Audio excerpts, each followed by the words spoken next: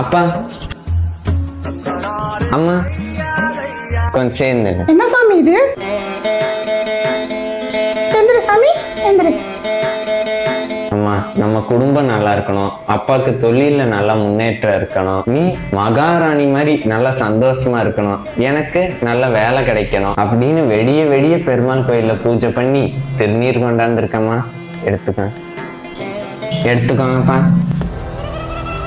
என்னப்பா பாக்குறீங்க? எல்லாம் நம்ம குடும்பத்துக்காக தான். எடுத்துக்கோங்க. ஐயா அம்மா ஐயோ, எங்கடா ஓடுற? திரும்ப ஊர் சுத்தவா? உள்ள போ.